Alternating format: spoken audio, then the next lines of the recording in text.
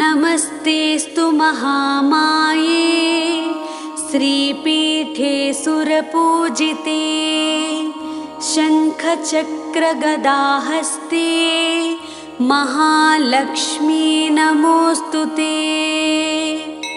नमस्ते गरुडारूढे कोलासुरभयङ्करी सर्वपापहरे देवी महालक्ष्मी नमोऽस्तुते। सर्वज्ञे सर्ववरदे सर्वदुष्टभयङ्करी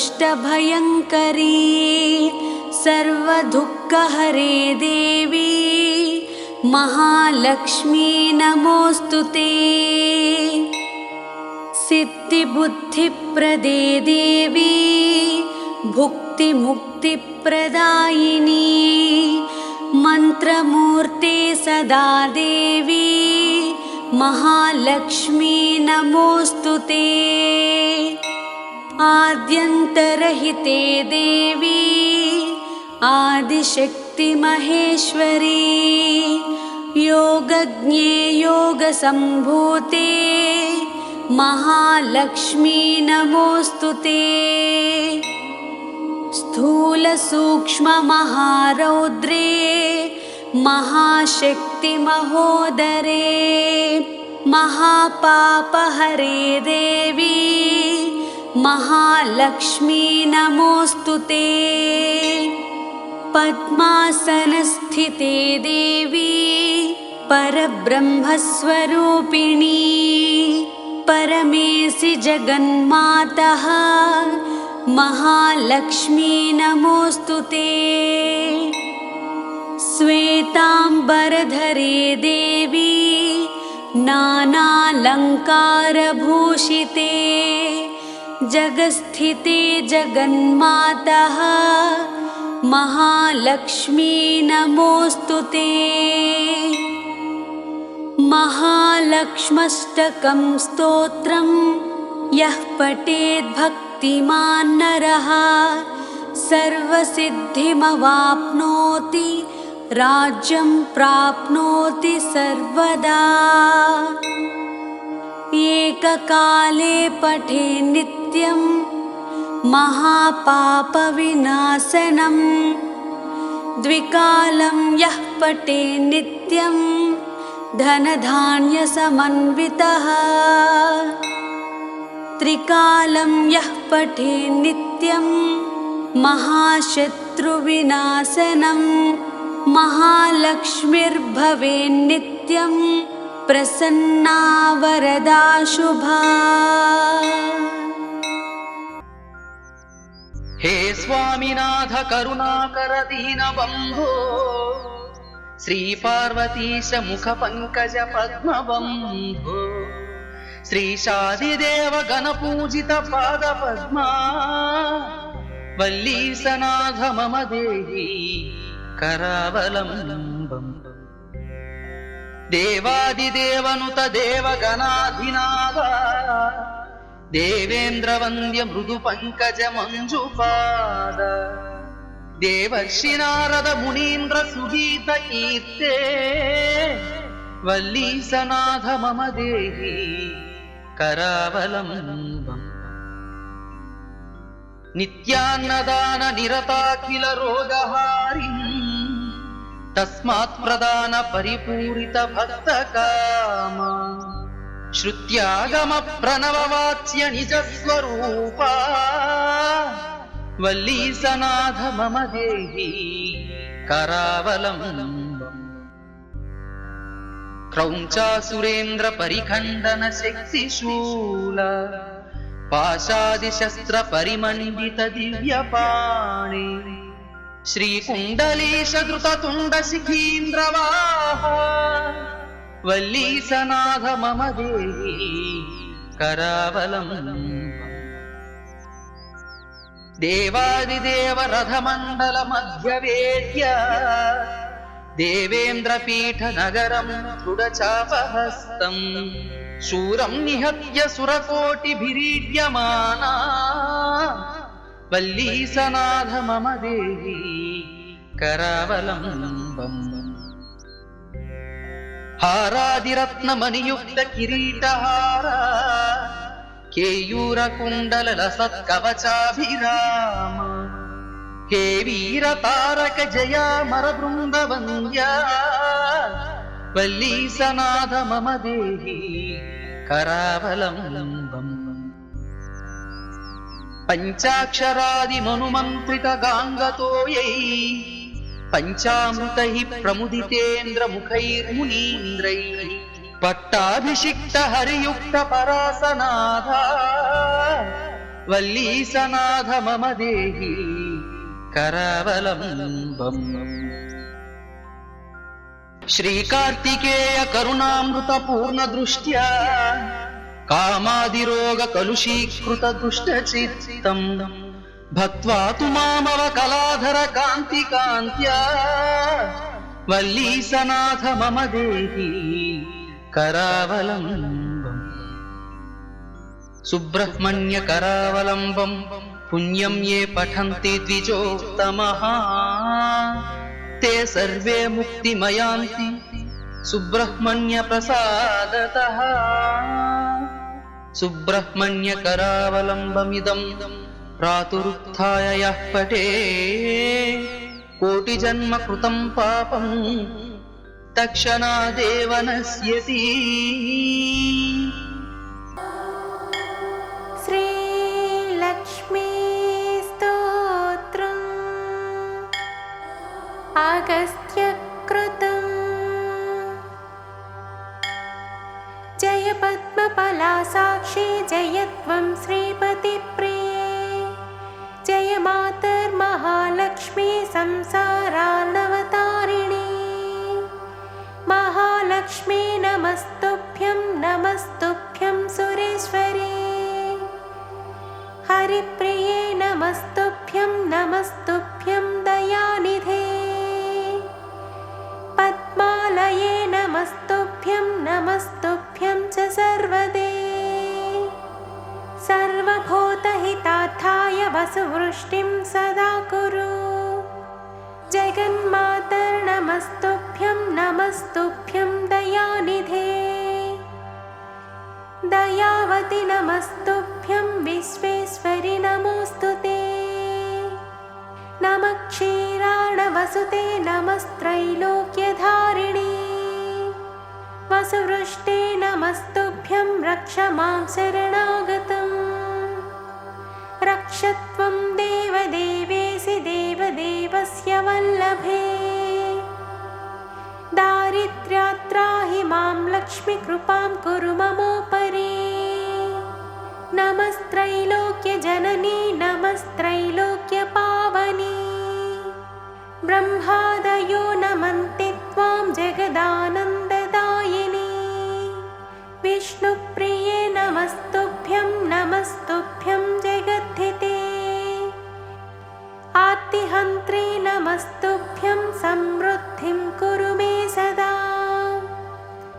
अब्जवासे नमस्तुभ्यं चपलायै नमो नमः चञ्चलायै नमस्तुभ्यं ललितायै नमो नमः नमः प्रद्युम्नजननी मातस्तुभ्यं नमो नमः परिपालय मां मातः मां तुभ्यं शरणागतम्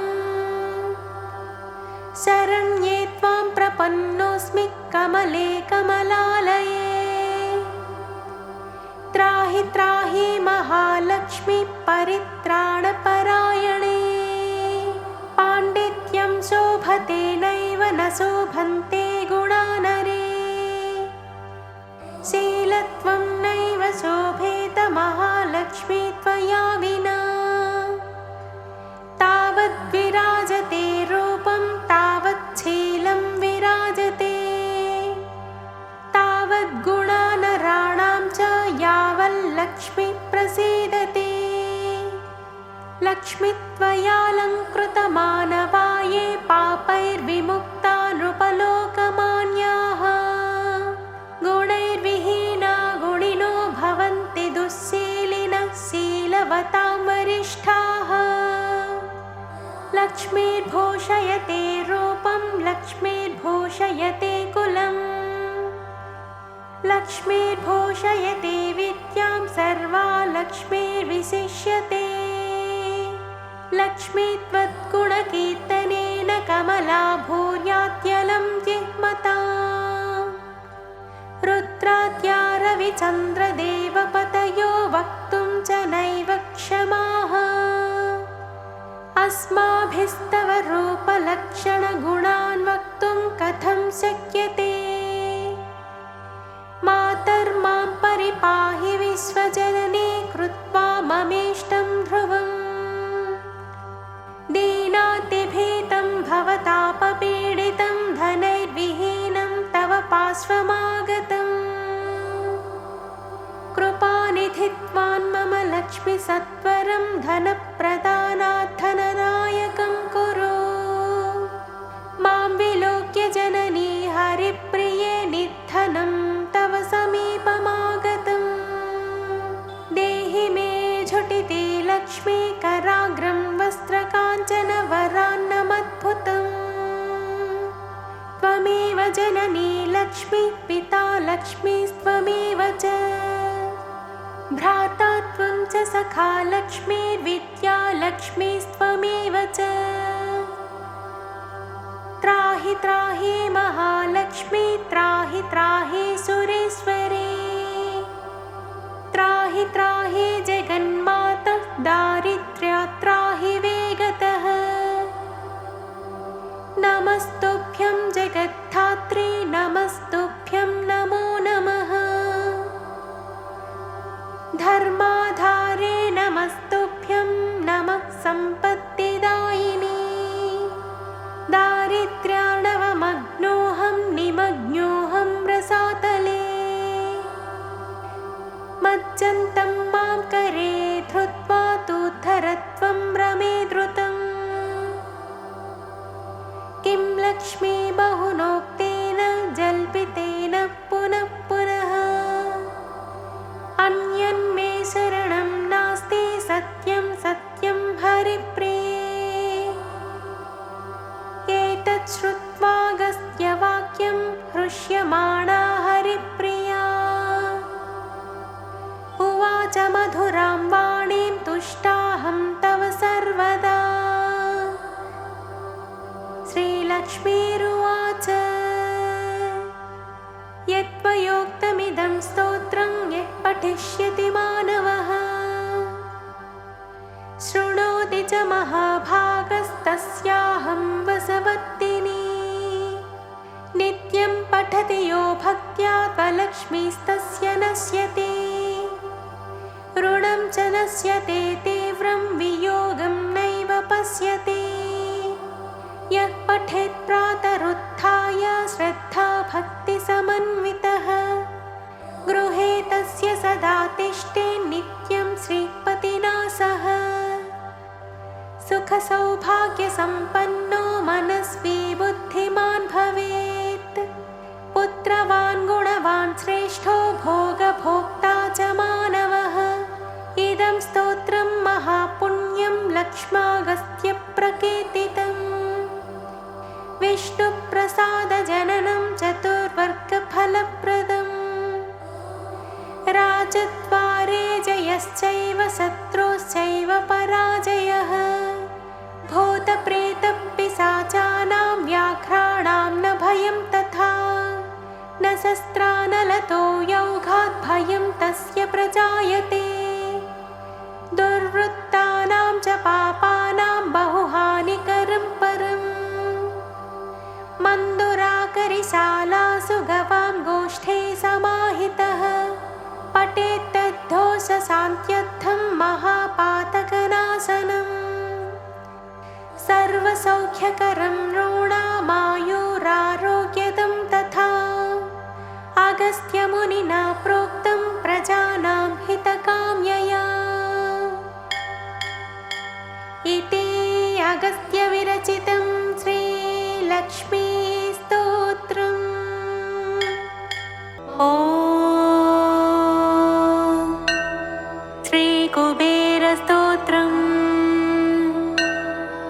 कुबेरो धनदश्रीद राजराजो धनेश्वरः धनलक्ष्मी प्रियतमो धनाढ्यो धनिकप्रियः दाक्षिण्यो धर्मनिरतः दयावन्तो दृढव्रतः दिव्यलक्षणसम्पन्नो दीनार्ते जनरक्षकः धान्यलक्ष्मी समाराध्यो धैर्यलक्ष्मी विराजितः दयारूपो धर्मबुद्धिः धर्मसंरक्षणोत्सकः निधीश्वरो निरालम्बो निधीनां परिपालकः नियन्ता निर्गुणाकारः निष्कामो निरुपद्रवः नवनागसमाराध्यो नवसङ्ख्याप्रवर्तकः मान्यश्चैत्ररथाधीशः महागुणगणान्वितः याज्ञिको यजनासक्तः यज्ञभुग्यज्ञरक्षकः राजचन्द्रो रमाधीशो रंजको राजपूजितः विचित्रवस्त्रवेषाढ्यः वियद्गमनमानसः विजयो विमलो वन्द्यो वन्दारो जनवत्सलः विरूपाक्षप्रियतमो विरागे विश्वतोमुखः सर्वव्याप्तो सदानन्दः सर्वशक्तिसमन्वितः सामदानरतः सौम्यः सर्वबाधानिवारकः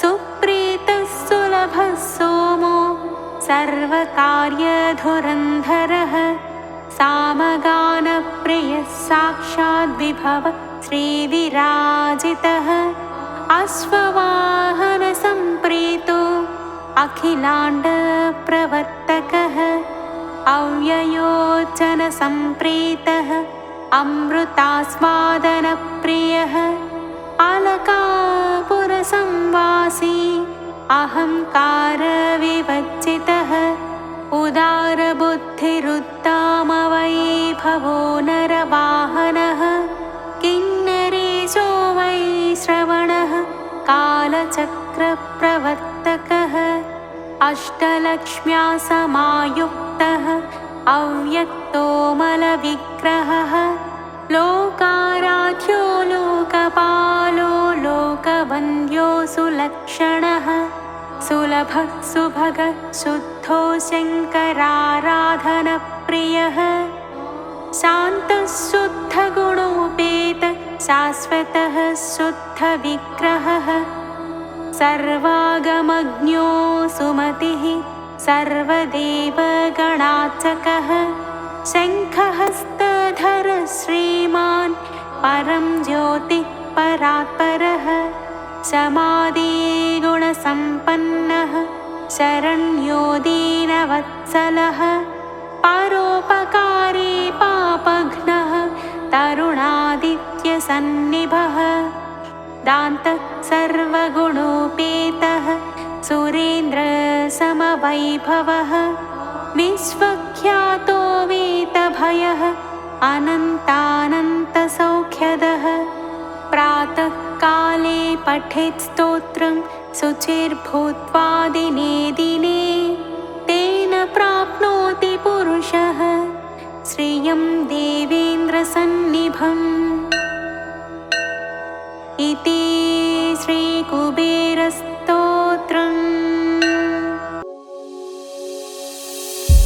ॐ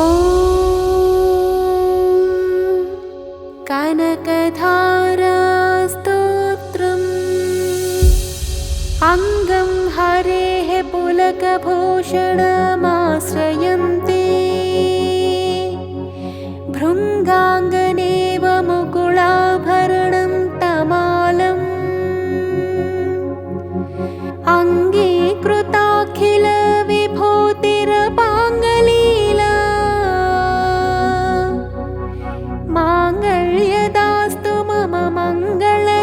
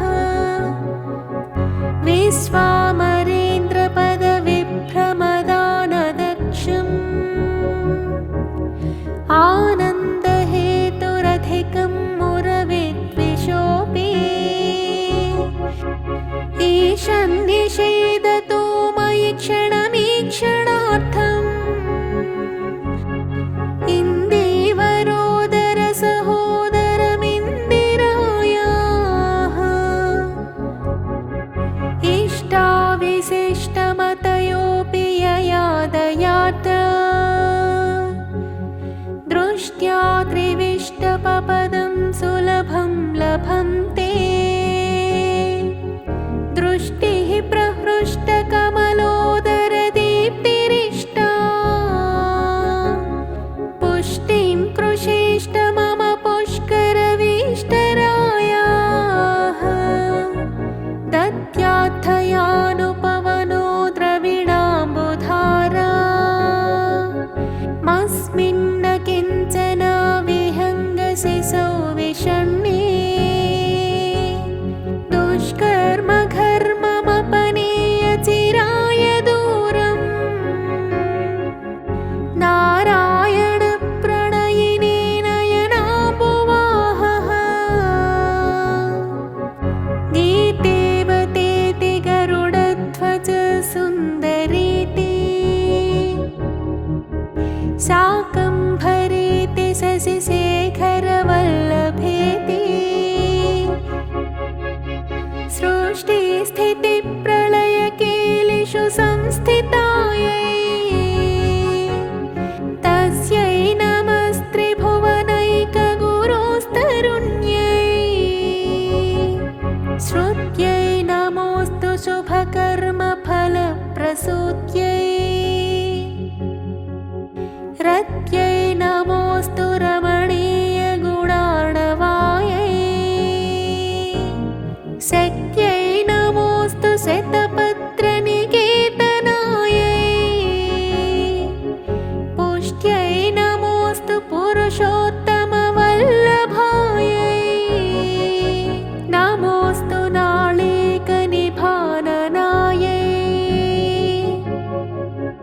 नमोऽस्तु दुग्धोदधिजन्मभूम्यै नमोऽस्तु सोमामृतसोदरायै नमोऽस्तु नारायणवल्लभायै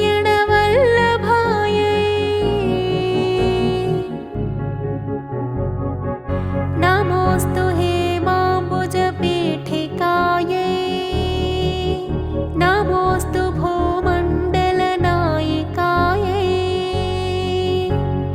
नमोऽस्तु देवादिदयापरायै नमोऽस्तु शाङ्गायुधवल्लभायै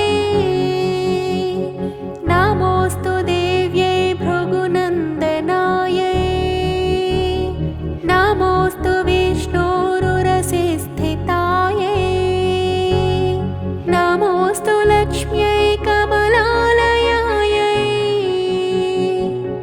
नमोऽस्तु दामोदरवल्लभायै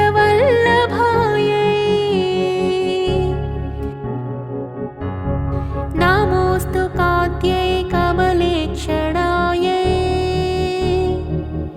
नमोऽस्तु भूत्यै भुवनप्रसूत्यै नमोऽस्तु देवादिभिरर्चितायै नमोऽस्तु नन्दात्मजवल्लभायै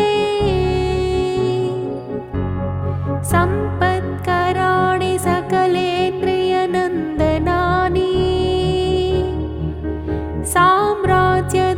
साम्राज्यदानविभवानि सरोरुहाक्षी त्वद्वन्दनानि दुरितोद्धरणोद्यतानि मामेव मातरनिशं कलयन्तु नान्ये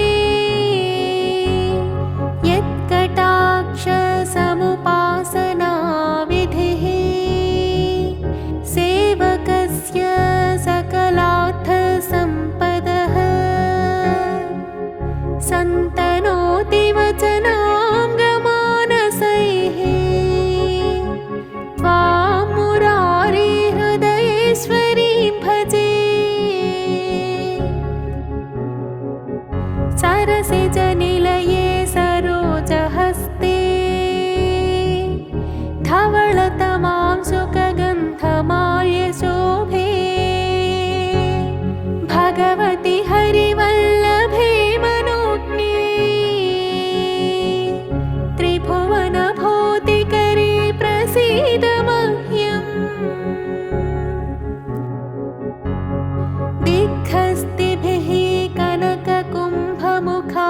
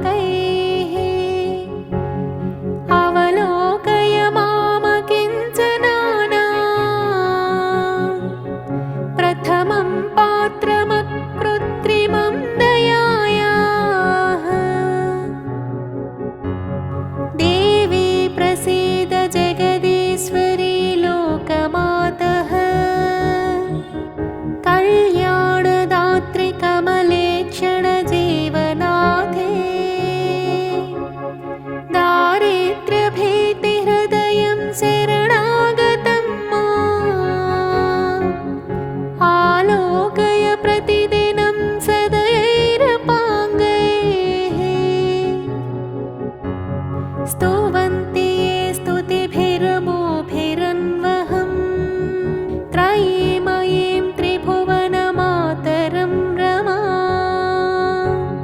गुणाधिका गुरुतर भाग्यभागिनो भवन्ति ते भुवि बुधभाविताशयाः।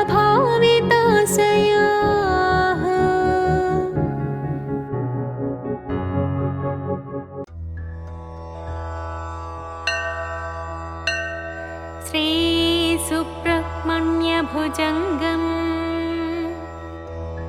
सदा बालरूपापि विघ्नात्रिहन्त्री महादन्तिवक्त्रापि पञ्चास्यमान्य विधीन्द्रादिमृग्या गणेशाभिधामे विधत्ता श्रियं कापि कल्याणमूर्तिः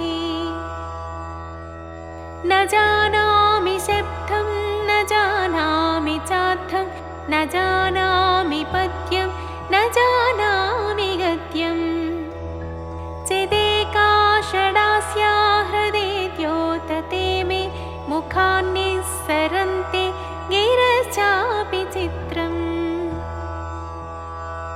मयूराधिरूढं महावाक्यगूढं मनोहारिदेहं महच्चेत्तगेहं महीदेवदेवं महावेदभावं महादेवबालं भजे लोकपालम् यदा सन्निधानं गता मानवामि भवाम्भोधिपारं गतास्ते तदैव इति व्यञ्जयन् सिन्धुतीरे यास्ते तमीडे पवित्रं पराशक्तिपुत्रम् यथाब्धे स्तरङ्गालयं यान्ति तुङ्ग तथैवापदसन्निधौ सेवतां मे इति वोर्मि पङ्क्ति नृणां दर्शयन्तं सदा भावये हृत्सरोजे गुहं तम्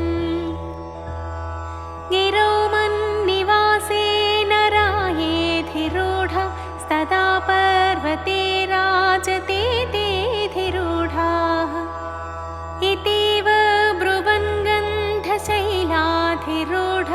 सदेवो मुदे मे सदा षण्मुखोऽस्तु महाम्भोधितीरे महापापचोरे मुनीन्द्रानुकूले सुगन्धाख्यशैले गुहायां वसन्तं स्वभासालसन्तं जनार्तिं हरन्तं श्रयामो गुहं तम् लसत्स्वर्णगेहे नृणां कामदोहे सुमस्तोमसंच्छन्नमाणिक्यमञ्चे समुद्यत्सहस्रार्कतुल्यप्रकाशं सदा भावये कार्तिकेयं सुरेशम् रणध्वंसके मञ्जुलेत्यन्तशोणे मनोहारि लावण्यपीयूषपूर्णे मनःषट्पदो मे भवक्लेशतप्तः सदा मोदतां स्कन्दते पादपद्मे सुवर्णाभदिव्याम्बरैर्भासमाना पणत्किङ्किणीमेखला शोभमाना लसद्धेमपट्टेन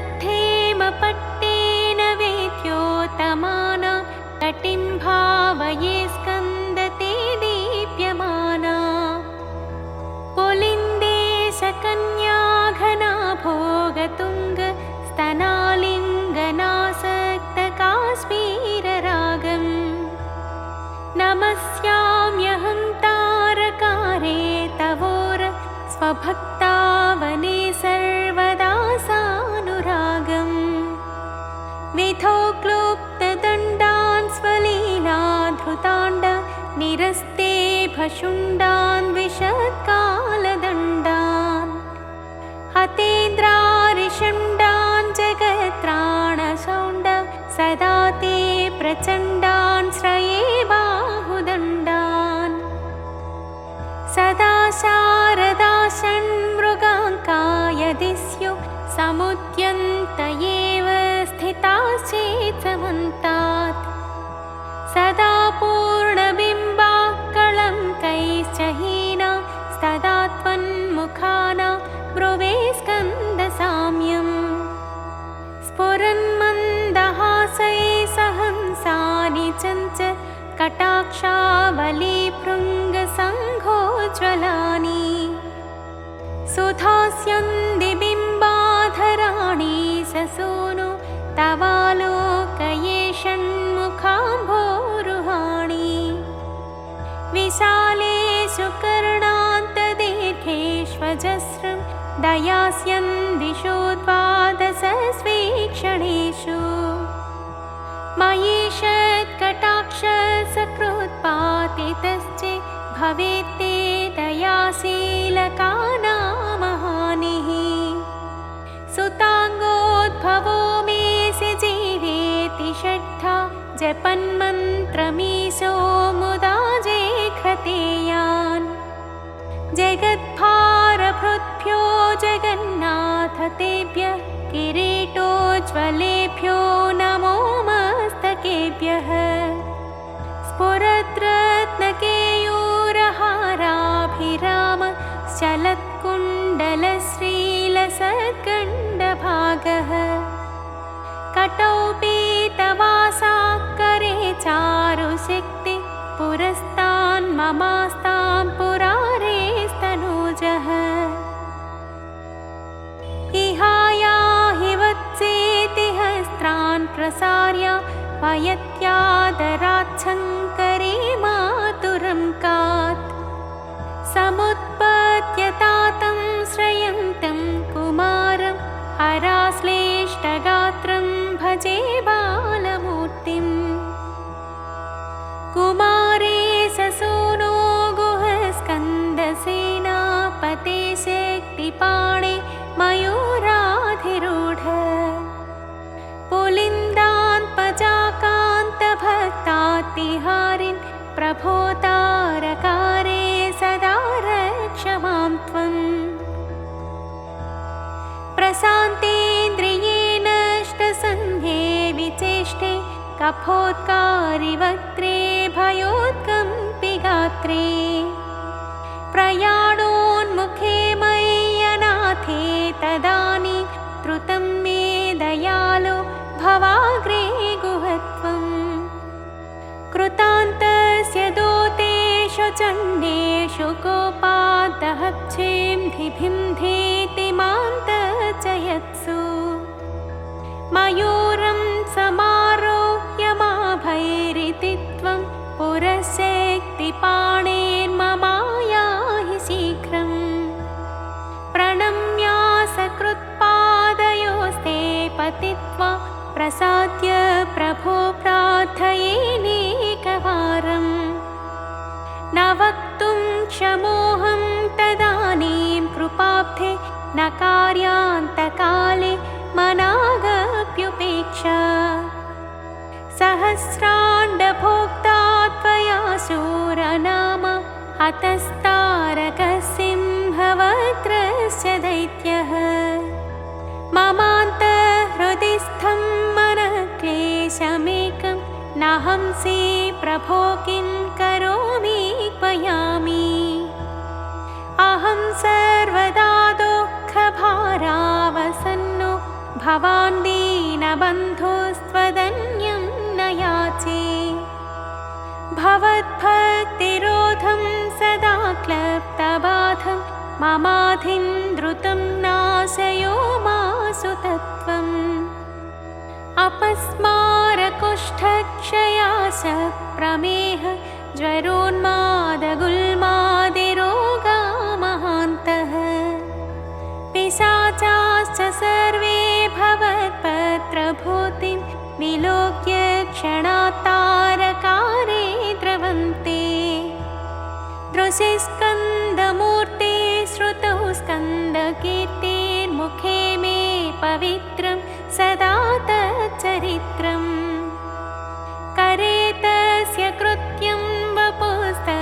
प्रभृत्यं गुहे सन्तुलीना ममाशेषभावा मुनीनामुताहो नृणां भक्तिभाजमभीष्टप्रदाः सन्ति सर्वत्र देवाः नृणामन्त्यजानामपि स्वार्थदाने गुहादेवमन्यं न जाने न जाने कलत्रं सुता बन्धुवर्गपशुर्वा नरो वाथ नारी गृहे ये मदीयाः यजन्तो नमन्त स्तुवन्तो भवन्तं स्मरन्तश्च ते सन्तु सर्वे कुमार मृगाः पक्षिणोदं शकाये च दुष्टा तथा व्याधयो बाधकाये मदङ्गे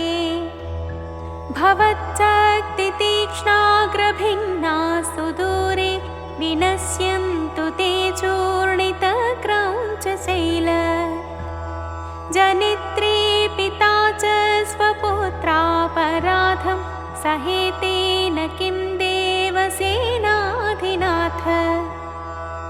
अहं चातिबालो भवान् लोकतात क्षमस्वापराधं समस्तं महेश नमः केकिनेशक्तये चापि तुभ्यं नमश्चागतुभ्यं नमः कुक्कुटाय नमः सिन्धवे सिन्धुदेशाय तुभ्यं पुनस्कन्दमूर्ते नमस्ते नमोऽस्तु जयानन्दभूमं जयापारधामं जयामोघकीर्ते जयानन्दमूर्ते जयानन्दसिन्धो जयाशेषबन्धो जयत्वं सदा मुक्तिदाने शसूनो भुजङ्गाख्यवृत्तेन क्लृप्तं स्तवं य पठेत् भक्तियुक्तो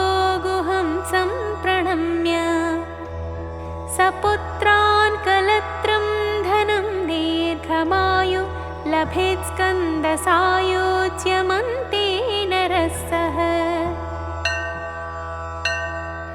इति श्रीपरमहंसपरिव्राजकाचार्यस्य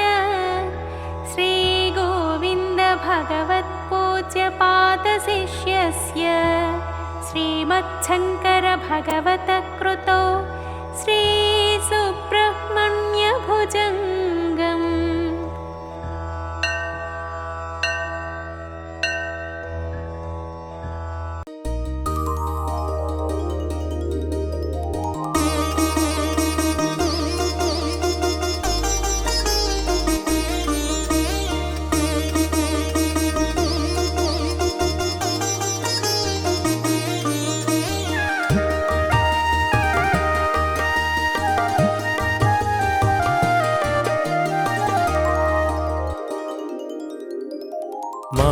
మహాశక్తిమణిద్వీప నివాసిని ముల్లోకాలకు మూల ప్రకాశిని మణిద్వీపములో మంత్రరూపిణి మన మనసులలో కొలువైయుంది సుగంధ పుష్పాలెన్నో వేలు అనంత సుందర సువర్ణ పూలు అచంచలంబగు మనోసుఖాలు మణిద్వీపానికి మహానిధులు లక్షల లక్షల లావణ్యాలు అక్షర లక్షల వాక్ సంపదలు లక్షల లక్షల లక్ష్మీపతులు మణిద్వీపానికి మహానిధులు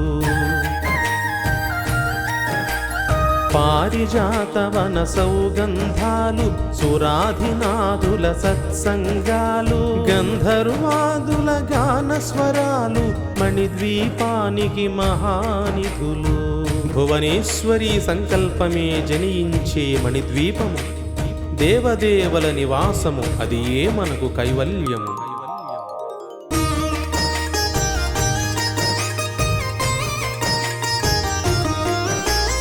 పద్మరాగములు సువర్ణమణులు 10 ఆమడల పొడవున గలవు. మధుర మధురమగు చందన సుధలు మణిద్వీపానికి మహానిధులు. 64 కళామతల్లులు వరాలనొసగే 16 శక్తులు. పరివారముతో పంచబ్రహ్మలు మణిద్వీపానికి మహానిధులు. అష్టసిద్ధులు నవనవనిధులు అష్టదిక్కులు దిక్పాలకులు. సృష్టికర్తలు సురలోకాలు మణిద్వీపానికి మహానిధులు. కోటి సూర్యుల ప్రచండ కాంతులు కోటి చంద్రుల చల్లని వెలుగులు. కోటి తారకల వెలుగు జిలుగులు మణిద్వీపానికి మహానిధులు. భువనేశ్వరి సంకల్పమే జనించే మణిద్వీపము. దేవదేవల నివాసము, అది ఏ మనకు కైవల్యము.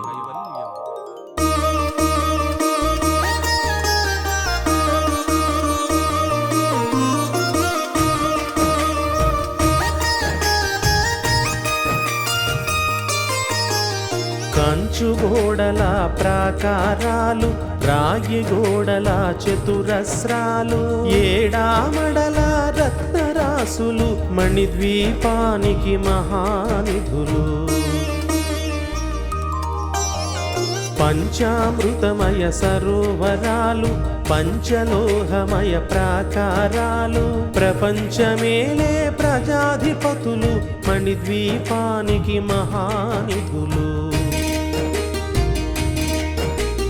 ఇంద్రనీలమణి ఆభరణాలు వజ్రపు కోటలు వైఢూర్యాలు.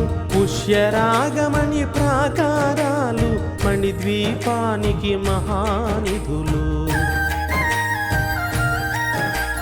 సప్తకోటి ఘన మంత్ర విద్యలు సర్వశుభప్రద ఇచ్ఛాశక్తులు. శ్రీ గాయత్రి జ్ఞాన శక్తులు మణిద్వీపానికి మహానిధులు. భువనేశ్వరి సంకల్పమే జనించే మణిద్వీపము.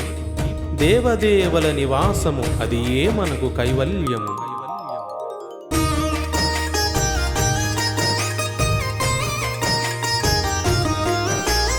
మిలమిలలాడే ముత్యపు రాసులు తళతళలాడే చంద్రకాంతములు. విద్యుల్లతలు మరకతమణులు మణిద్వీపానికి మహానిధులు. కుబేర ఇంద్ర వరుణ దేవులు శుభాలనొసగే అగ్నివాయువులు. భూమి గణపతి పరివారములు మణిద్వీపానికి మహానిధులు. భక్తి జ్ఞాన వైరాగ్య సిద్ధులు పంచభూతములు పంచశక్తులు. సప్త ఋషులు నవగ్రహాలు మణిద్వీపానికి మహానిధులు. కస్తూరి మల్లిక కుందవనాలు సూర్యకాంతి శిల మహాగ్రహాలు. 6 ఋతువులు చతుర్వేదాలు మణిద్వీపానికి మహానిధులు. భువనేశ్వరి సంకల్పమే జనించే మణిద్వీపము. దేవదేవల నివాసము, అది ఏ మనకు కైవల్యము.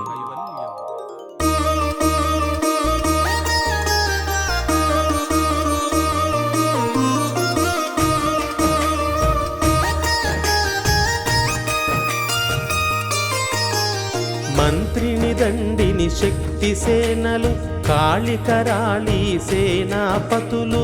32 మహాశక్తులు మణిద్వీపానికి మహానిధులు. సువర్ణ రజిత సుందరగిరులు అనంగదేవి పరిచారికలు.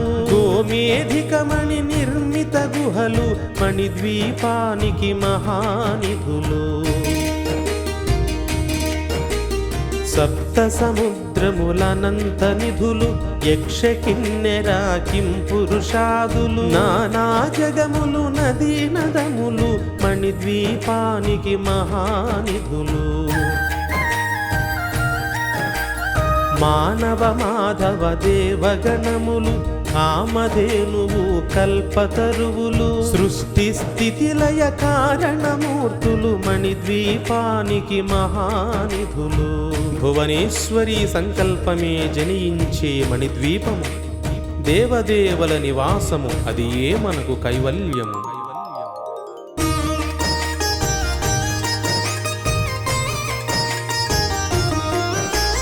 కోటి ప్రకృతుల సౌందర్యాలు, సకల వేదములు ఉపనిషత్తులు, 16 రేకుల పద్మశక్తులు మణిద్వీపానికి మహానిధులు. దివ్య ఫలములు, దివ్యాస్త్రములు, దివ్య పురుషులు, ధీరమాతలు, దివ్య జగములు, దివ్య శక్తులు మణిద్వీపానికి మహానిధులు. శ్రీ విఘ్నేశ్వర కుమార స్వాములు జ్ఞానముక్తి ఏకాంత భవనములు మణి నిర్మితమగు మండపాలు మణిద్వీపానికి మహానిధులు. పంచభూతములు యాజమాన్యాలు ప్రవాళసాలం అనేక శక్తులు సంతాన వృక్ష సముదాయాలు మణిద్వీపానికి మహానిధులు. భువనేశ్వరి సంకల్పమే జనించే మణిద్వీపము, దేవదేవల నివాసము, అది ఏ మనకు కైవల్యము.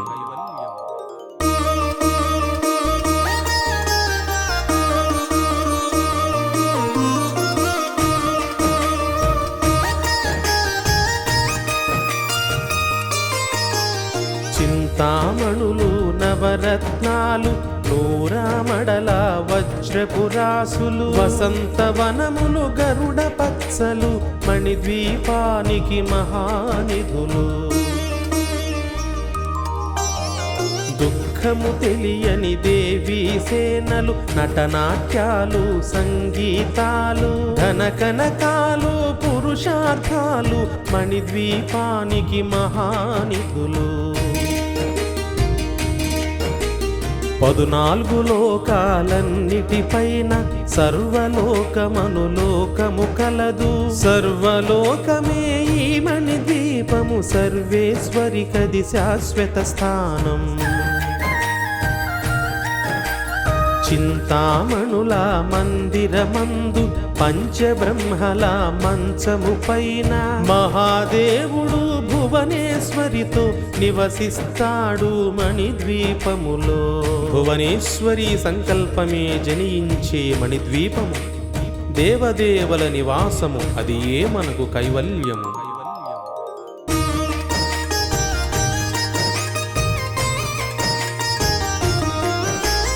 మణిగణ ఖచిత ఆభరణాలు చింతామణి పరమేశ్వరి దాల్చి సౌందర్యానికి సౌందర్యముగా అగుపడుతుంది మణిద్వీపములో.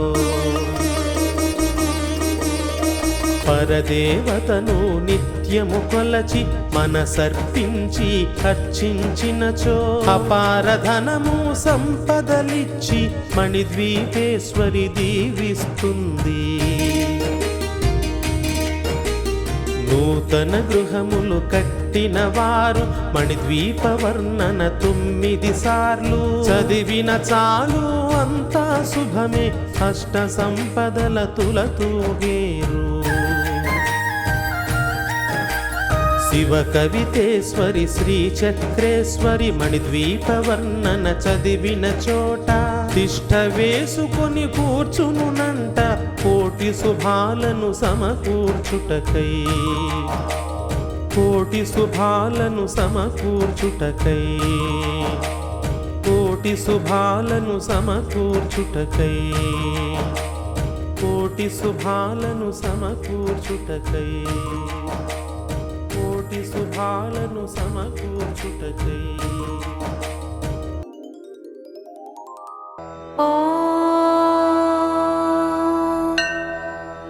శ్రీ కుబేరాష్టోత్తరశతనామావళిః.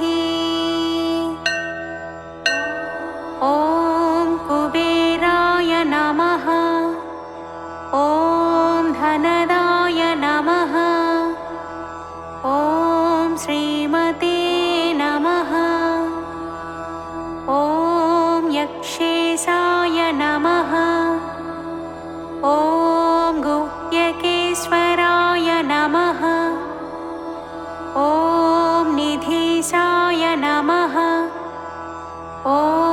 शङ्करसखाय नमः।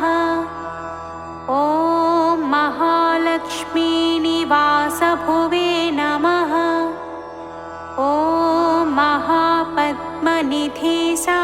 नमः। ॐ पूर्णाय नमः। ॐ पद्मनिधीश्वराय नमः। ॐ शङ्खाख्यनिधिनाथाय नमः। ॐ मकराख्यनिधिप्रियाय नमः। ॐ सुकच्छपनिधीशाय नमः। ॐ मुकुन्दनिधिनायकाय नमः। ॐ कुन्दाख्यनिधिनाथाय नमः। ॐ नीलनिध्यधिपाय नमः। ॐ महते नमः। ॐ खर्वनित्यधिपाय नमः। ॐ पूज्याय नमः। ॐ लक्ष्मीसाम्राज्यदायकाय नमः। ॐ ईलाविडापुत्राय नमः। ॐ कोशाधीशाय नमः। ॐ कुलाधीशाय नमः। ॐ अश्वारूढाय नमः। ॐ विश्ववन्द्याय नमः। ॐ विशेषज्ञाय नमः। ॐ विशारदाय नमः। ॐ नलकूबरनाथाय नमः। ॐ मणिग्रीवपित्रे नमः। ॐ गूढमन्त्राय नमः। ॐ वैश्रवणाय नमः। ॐ चित्रलेखामनप्रियाय नमः। ॐ एकपिञ्छाय नमः। ॐ अलकाधीशाय नमः। ॐ पौलस्त्याय नमः। ॐ नरवाहनाय नमः। ॐ कैलासशैलनिलयाय नमः। ॐ राज्यदाय नमः। ॐ रावणाग्रजाय नमः। ॐ चित्रचैत्ररथाय नमः। ॐ उद्यानविहाराय नमः। ॐ विहारसुकुतूहलाय नमः। ॐ महोत्साहाय नमः। ॐ महाप्राज्ञाय नमः। ॐ सदा पुष्पकवाहनाय नमः। ॐ सार्वभौमाय नमः। ॐ अङ्गनाथाय नमः। ॐ सोमाय नमः। ॐ सौम्यादिकेश्वराय नमः। ॐ पुण्यात्मने नमः। ॐ पुरुहूतश्रियै नमः। ॐ सर्वपुण्यजनेश्वराय नमः। ॐ नित्यकीर्तये नमः। ॐ निधिवेत्रे नमः। ॐ लङ्काप्रार्थननायकाय नमः। ॐ यक्षिणीवृताय नमः। ॐ यक्षाय नमः। ॐ परमशान्तात्मने नमः। ॐ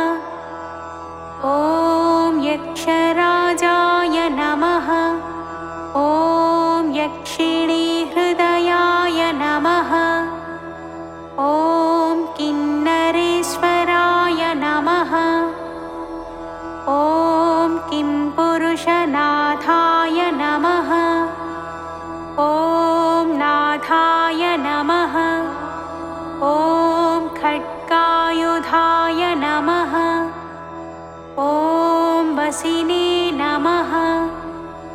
ॐ ईशानदक्षपार्श्वस्थाय नमः। ॐ वायुवामसमाश्रयाय नमः। ॐ धर्ममार्गैकनिरताय नमः। ॐ धर्मसम्मुखसंस्थिताय नमः। ॐ वित्तेश्वराय नमः। ॐ धनाध्यक्षाय नमः। ॐ अष्टलक्ष्म्याश्रितालयाय नमः। ॐ मनुष्यधर्मिणे नमः। ॐ सत्कृताय नमः। ॐ कोसलक्ष्मीसमाश्रिताय नमः। ॐ धनलक्ष्मी नित्यनिवासाय नमः। ॐ धान्यलक्ष्मी निवासभुवे नमः। ॐ अष्टलक्ष्मी सदावासाय नमः। ॐ गजलक्ष्मी स्थिरालयाय नमः। ॐ राज्यलक्ष्मी जन्मगेहाय नमः। ॐ धैर्यलक्ष्मी कृपाश्रयाय नमः। ॐ अखण्डैश्वर्यसंयुक्ताय नमः। ॐ नित्यानन्दाय नमः। ॐ सागराश्रयाय नमः। ॐ नित्यतृप्ताय नमः। ॐ निधिधात्रे नमः। ॐ निराश्रयाय नमः। ॐ निरुपद्रवाय नमः। ॐ नित्यकामाय नमः। ॐ निराकाङ्क्षाय नमः। ॐ निरुपाधिकवासभुवे नमः। ॐ शान्ताय नमः। ॐ सर्वगुणोपेताय नमः। ॐ सर्वज्ञाय नमः। ॐ सर्वसम्मताय नमः। ॐ सर्वाणि करुणापात्राय नमः। ॐ सदानन्दकृपालयाय नमः।